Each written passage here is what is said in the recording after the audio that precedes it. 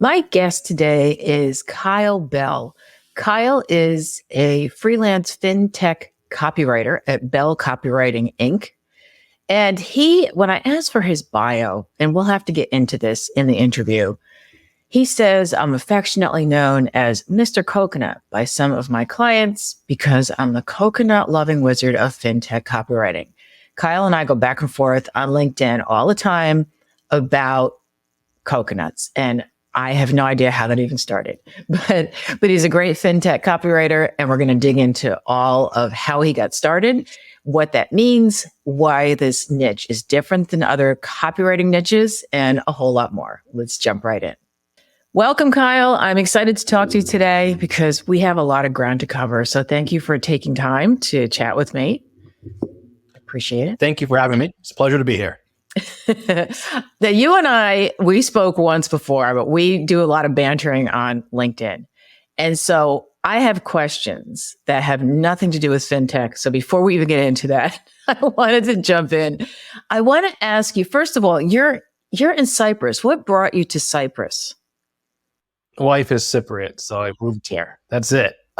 There's no real big backstory behind it because I would probably never move here. I'd visit. But I certainly wouldn't move here. If I was going to live in Europe, I think it would be probably Estonia, Croatia, potentially maybe Hungary, a different country in Europe. So, and technically, I guess Cyprus is it's European Union, but it's not really near the continent of Europe. So much like the other countries. But it's been fun here.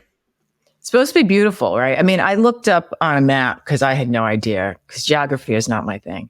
And so I still don't know where it is. But when I looked it up, I had like the questions that, they have these questions that pop up on Google when you're looking for things. And people were asking, where is Cyprus dangerous? And is it, where is it? Like people were asking, like, is it part of Greece, or is it? Because I guess there's some questions about that. Oh yeah. Because okay, Lefkosia, where I'm living, is the only capital in Europe that's split. Because back in 1974, there was a war, so the Turkish people came in and occupied the other side of Cyprus, which is 40% of the island. So the other 60% is Greek populated. Now, if you live in what they call Northern Cyprus, there's no regulations there. There's no rules. There's nothing that's really holding it together except for the support of Turkey. So there's been people I've met from the UK, and they've bought property there. But then if there's any political issues, they're basically on their own at that point. So it's better to stay on the European Union side, which is the Greek side of Cyprus, because it's recognized by the rest of the world. Okay. Put it in summary. Yeah. I like that you know your history. Not really. I've heard enough stories from the locals here. So I'm just copycatting and kind of regurgitating what they've told me, and I remembered it. Surprisingly. Well, that's okay. But still, you know it. And then the second question is, you, in your bio, and I did record your bio separately, as I've told you, so you weren't here for it, but you call yourself a coconut loving Mr. Coconut. How did that even come about? What is it with you and coconuts? Oh, well, it first started a bit as a joke because Rocco Stridham, I know you know him. And so we were chatting one day on one of his posts, and his wife decided to interject and say, what are you talking about with my husband? Coconuts and all these things. And I said, no, you got to understand. I said, I used to eat them a lot years ago. And in the current day, I haven't eaten them except for when I first arrived in Cyprus. I went to the store and I bought some coconut flesh, I guess is what they would call it, since it wasn't really skinned. And me being the very detail-oriented person that I am, I didn't look at the expiry date, and I found out that they were expiring in 2 days, but I didn't have them then. I had them, I think, 4 days later. So admitting to them, it was just, it was rough. So am I scarred from coconuts? No, certainly not. But I haven't eaten them since then. And actually, when that all came into fruition about loving coconuts with Rocco. I wasn't even eating them then. I think the only thing I was using was coconut milk in my Thai curries I was making at the time, and that was as far as it went. So I don't think that counts. I think you need to actually eat a physical coconut or put it into dishes that you're cooking. But that's where it came from. So then there was people I was working with that I was introduced to by Rocco, and then they started calling Mr. Coconut, and that's kind of how things came in Evolved. into existence, and it's been carried on throughout. So I'm no longer going to stop mentioning it, even though I do love coconuts, but I haven't had them for a while. Okay. Well, that clears that up because I've been wondering, and you and I joke about, now we've carried on the tradition in our own like exchanges on LinkedIn. So that's so funny. Now, does this have anything to do with how you got into FinTech? How did all that evolve? Did you start as I was going to say regular copywriter, but is there such a thing? Did you start in any other field first and then you realized that you liked FinTech? Yeah. And how did that come about? Yeah, I was in the first 4 years of my copywriting career. I was in your sector because I was dealing primarily with health coaches, supplement companies, dietitians, etc. So I was doing a lot of B2C copywriting. So at that time, it was emails and landing pages primarily, the occasional content. So there'd be an ebook here and there, or even a bit of consulting. That's what I was doing for 4 years. And then I guess 4 years ago is when the pandemic started. So around just before the global pandemic started in March, I decided to get into FinTech because I always had a passion for finance, and as well, I knew FinTech was going to be the future of how finance operates globally. So that's why I got into it. It's not a sector I recommend a lot of people get into unless they're really into writing technical copy. Then by all means, jump in. But if they're not into that and they don't want to do something that's going to require strenuous research and a lot of painful hours, well, maybe you're sitting over the keyboard, maybe you're falling on the keyboard. I don't know. It's just something that is not easy to do in the beginning. So if they're willing to put in the hours of research to actually figure out a specific product or a service in FinTech, then by all means, get into it. What I would recommend, if anyone's going to jump in to the sector and they want to write copy, or they want to market, brand, whatever it may be, something to do marketing, branding space, they should look at a particular niche. Maybe that might be payments. It could be crypto processing. It could be in investing. It could be looking into how APIs work, so application programming interfaces, because all of those things are very important to how a FinTech product will function. So if you understand the basics, then that's a good start.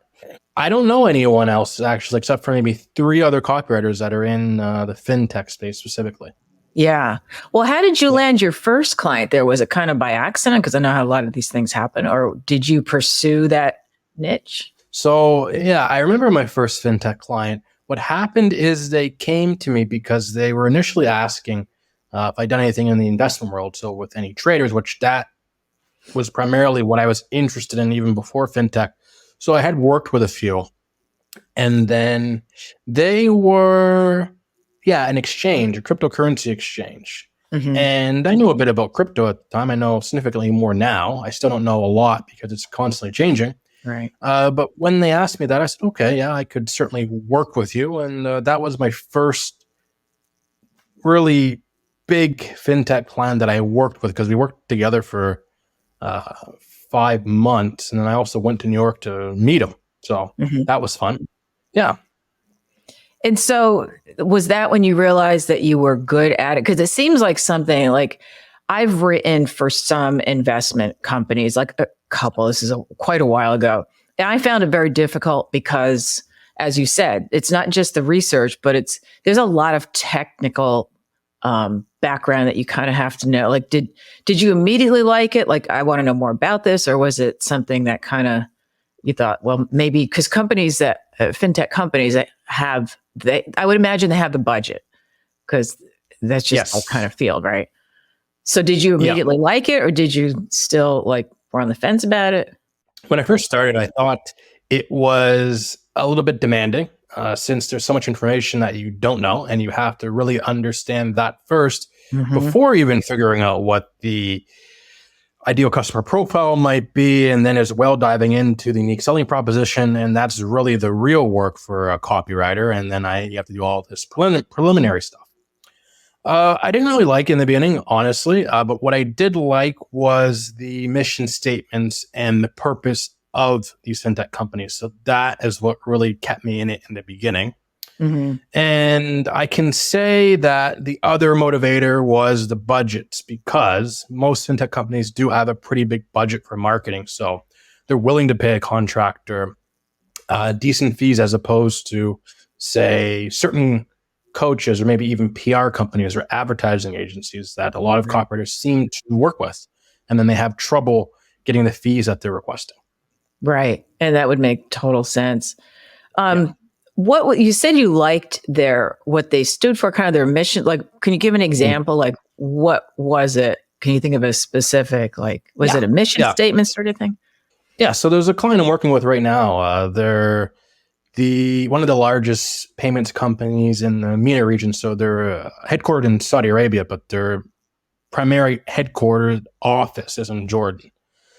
So what I like about their company is they're specifically trying to get the merchants in the Middle East to adapt the new world, because 30 years ago, there was nothing there. It was just desert camels and people walking around with bags of cash. So it's good to see that the businesses are now wanting to do things in real time with their transactions, and they have to deal with a multitude of currencies as well, because there's a lot of e-commerce businesses in the Gulf region of the world. So that's what I like about it. And they're focusing solely on the merchants, which a lot of payment companies don't. They can be dealing with spend management or even travel expenses, say, for businesses when all of their staff goes to an event.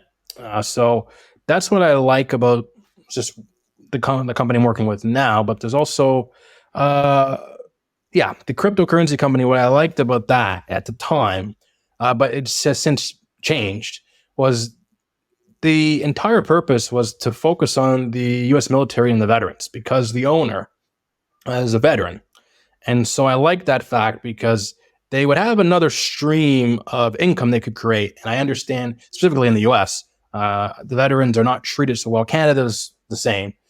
So if they're able to generate another stream of income aside from their pension that they get from the military, that's great. So that's why I liked about that specific purpose. Okay. And what about the legalities of writing? Because I know with health and fitness, I mean, is it crazy? Like, how do you learn how to get around it and work with it? You don't really learn so much until you have someone as head of compliance at the company come and say, okay, we can't say this, we can't say that. And then you're thinking, okay, they just crossed out 80% of what I've written, but all right, I'll go back to the drawing board and try to figure something out. So I don't even personally have a glossary of terms that you can't use, but I could create one. Maybe I should do that in the future.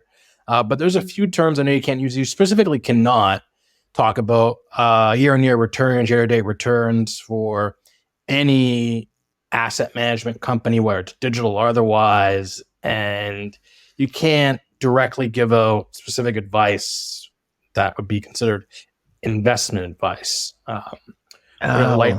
Right. With payments, since I've worked with a number of payments companies, the compliance around payments is more or less you just have to speak like you're a kid, and you cannot get into how the tech operates, even though that would be extremely beneficial for credibility and trust. You can mention the tech and you can say this is what it is, but you can't really get into the engineering behind it, let's say. So that's a bit of a limitation. Yeah, because I was wondering about that, because even in the health field, so I wrote a lot for fitness. When I ran an online fitness course and I wrote my own ads, this was before I became an official copywriter. And there was so much I could not say. And there are images you can't use, especially like I'm talking specifically about Facebook, which is probably not where your clients are, but at the time that was where mine were. But you can't do like before and after pictures, and you can't do, I mean, littlest things. Like I had a tape measure as an image, and they said makes people feel bad. It wasn't a tape measure around somebody's waist; it was just a tape measure. But I learned over time how to get around those things, and you can't, and you just can't make people feel bad in any way. And I would imagine, it seems like FinTech is kind of really tight, and I would think, like, do you think it limits your creativity? Do you ever find like it's like, oh, I wish I could say this and I can't? You kind of alluded to some of that. Oh yeah. One thing a head of marketing once told me, because I think she was working in retail and health, and then she ended up working for a fintech company, and she said, I never understood all the regulatory rules that people have to go through in this industry until I got into it. And it's exhausting. And I said, yeah, I can imagine. Yeah. Especially since she's dealing with a larger team and she was managing a bunch of people's content. So I get it. The main difference is really this, though. In health and wellness, people are going to respond to hope of reward there much more than fear of loss. But in fintech, it's the opposite. People are going to respond more to fear of loss. So you don't really have as much need for creativity with fintech as opposed to anything in the health and wellness space. And it certainly is limiting when you decide to want to say something maybe a little bit outlandish. That's why I was speaking the other day with someone about humorous copy in fintech. And I think that's something that needs to change a bit, especially in the B2B space, but generally all across the board. Because if there are few jokes can be made to make the product seem a bit more lighthearted, since the trust in products is low. I think it's most demographics is around 33% for complete trust in a product. People trust banks more than big banks more than they trust fintech. So that needs to change. And I think humor can be part of that, because what happens is a lot of the copy, you can't really reveal that you're human. You're just talking almost like you're a robot. And there's a lot of corporates, because I just received a leaflet for the product from my client, and I looked through it and I said, oh, this is pretty bad. I can see why she wanted me to rewrite it.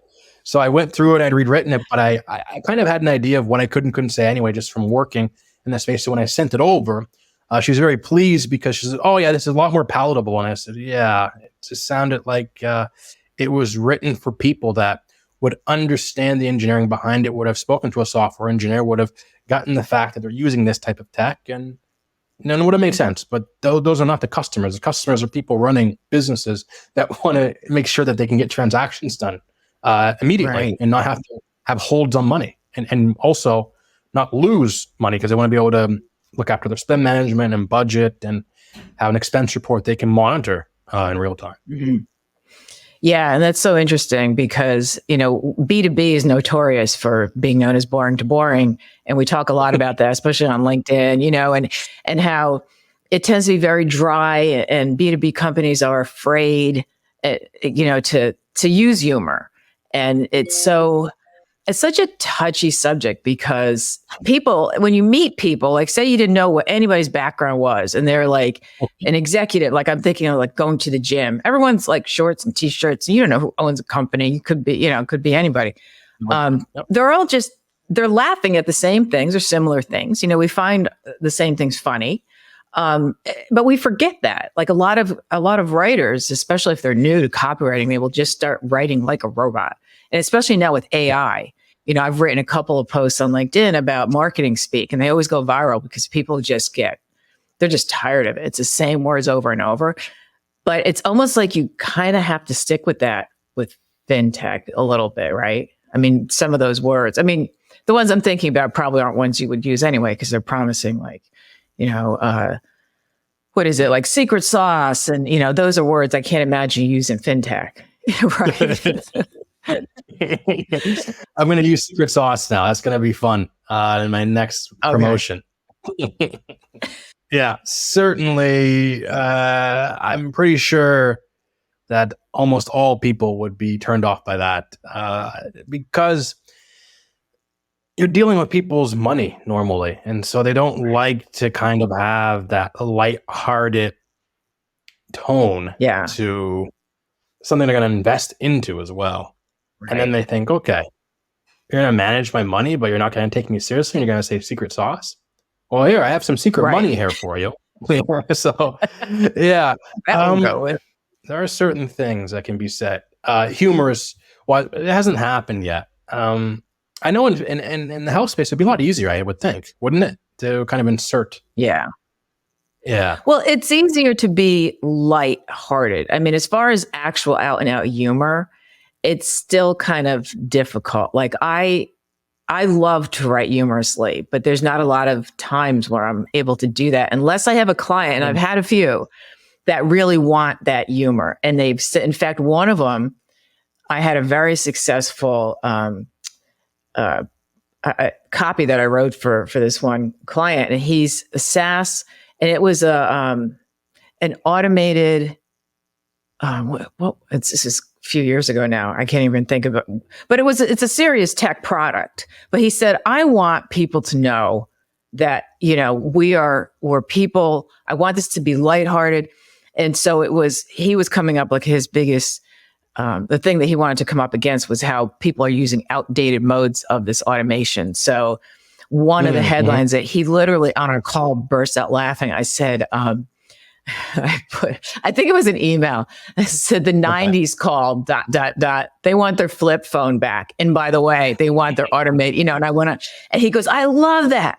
And it landed them a huge contract, not that particular email, but the whole series. And that was an area that you wouldn't think, SaaS technology, you wouldn't think would be open to that. But he asked for it. And I was so happy because I love writing like that. And it caught attention. Yes. So, but what are the challenges? So it's, you touched on like the legalities. What else is difficult about this niche that you don't find so much in other copywriting niches?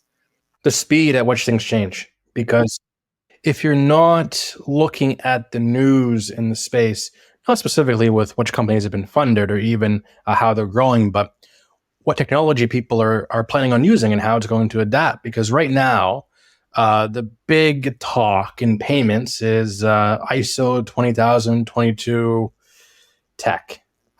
In short, to not bore anyone, what it does, it just helps payments come in real time. Of course, there's tons of regulation behind the compliance, understanding who the customer is, so KYC and all of that. But you can't really talk about it so much. You can just mention it, and that's what a lot of the companies are using because it's very efficient. Now, what I would say is the most challenging thing is reading all of the news that comes. So it's like, I think I have 8 different newsletters that I'm subscribed to in FinTech. Just name a few. One is FinTech Coffee, the other is FinTech Futures, the FinTech Times. And you can go to these sites and you're going to get more than enough information. But then you also need to know where to go look because there's a ton of trade magazines that they just publish for free. And those are the best sources to get the most up-to-date information and actually have a clear understanding of what's going on in different industries. Because with banking or with payments or with investing, because there's a ton of companies in each of these realms, it's all very different. So you have to choose as well, what are you going to focus on in that fintech space? So for me, it's primarily payments. And then as well, payments can cross into banking a bit. So I can deal with that. Then the other third thing for me is the people I work with are a lot of traders. But whether they have individual traders and they have a big outfit where they maybe have a few people that they're just trading under them, under their company, or sometimes it's people that are just working for us across a SaaS company that's helping asset managers or traders deal with their day-to-day trading. So I worked with a company in Europe, actually, but they were all about data. That's what they were doing. They were standardizing data for depositories and asset managers. And that's a very different space than what a SaaS company might do to help people manage their investments and look after the compliance and the regulatory rules of the equities say they're trading, right? So I think those are like some of the big problems that people would face if they're getting into the space and they're trying to solve for them, because the regulations that happen in Europe specifically are slow, but in the US, they're a bit faster. Although there's a big problem right now with the crypto adoption in the US. EU just passed a law recently where the crypto Bitcoin ETFs are available to everybody. So now institutional investors can get involved, but that's not the case in the US. So, but the other side of it is in the US, regulatory rules move very quick. So businesses that are headquartered there, they have it better, not specifically in crypto space, but generally they have it a lot better because they don't have to wait a long period of time to deal with new regulatory compliance rules. So, yeah. You just talked about all the reasons why I don't write for FinTech. Understandable. Taking all that time and I mean, it's a lot, but and how do your clients end up finding you? Do you do a lot of outreach yourself? Do they find you through LinkedIn? How do they find you? Yeah, I do both. So I would say 30 to 35% of my clients are coming through inbound, through LinkedIn or through emails or from referrals, what have you. Then I would say the other, 65% is through outbound, because there's so many people on LinkedIn. No matter what kind of content I'd be writing, and no matter what kind of reach it gets, whether it's gigantic or just small, they won't see it, because a lot of the people that are dealing with these companies on LinkedIn, whether they're VPs or head of marketing or chief marketing officers or marketing directors, they're not on LinkedIn looking at people's content. That's not what they're there for. They're doing other stuff normally. Right. Now, there are people that are in those positions that do go on LinkedIn that look at content, but it's not a lot of them. So some of the clients I've worked with was specifically just because of outreach on LinkedIn. And I am almost positive they wouldn't have found me any other way. And a lot of the people as well, what happens is, since regulation can move slowly sometimes, they understand they need help with their messaging, positioning, and then their copywriting. And they have a CMO, but normally the CMO is the only person on the marketing team, and they might have maybe someone that's dealing with content, but there's other stuff they can't handle. So they need to hand it off to a contractor. And that's where I come in those cases. So I would say for anyone that's in the FinTech space, not to rely solely on your content. Now, I understand there's tons of people on LinkedIn that talk about content's going to generate all these leads. And personally, I know very few people that are just living off of their content alone and running a successful business. Now, they exist, but there's not many of them. Virtually almost all of the people that are in managerial positions or executive positions or C-suite, they're dealing with marketing for a larger FinTech company. They're not on LinkedIn posting anything. They might like a few things, they might comment on a few things in there, but they're not on there that often. Like, I was just speaking with the client I'm going to work with. They're a large options exchange in Miami. However, none of their employees are on LinkedIn dealing with posts or anything. Really? They're there. They use it once in a while, but they're not posting. They're not liking things normally. They're looking at a few things there and there. But they certainly wouldn't reach out to people. These people, I know for sure they wouldn't. That's not how they would deal with it. But so that's why I say outreach is very important, because there's a certain clients that you'll get, and some of them will be excellent clients, but they're never going to reach out to you no matter how great your content is, and no matter, even if you get in front of them. They find out about your obsession with coconuts and it's over. They'd be like, this guy's crazy. Exactly. What's wrong with him? Yeah. But I will say as well, as a contractor, whether you're a copywriter or otherwise, you need to always be getting yourself in front of leads and filling up the pipeline and ensuring that your pipeline is at least doubly full, maybe more, because so many things happen. Things fall through all the time. Even if people may want to work with you, you just don't know what's going to happen. So it's good to do outreach in that regard, because you can more or less put things on autopilot. We're always going to have leads, and you can always have clients coming in to work with you, right? And I think that's a lot of that's a topic that a lot of people don't really discuss. I'm not sure why, but I notice that's a big problem for a lot of people that are contractors. They're always asking, well, how can I deal with clients? How can I get this? And I tell them, and like, oh, is it really that simple? I said, yeah, but it just takes some time, right? you got to build the rapport with them. So, Right. Yeah, it takes time. I mean, I don't like doing outreach.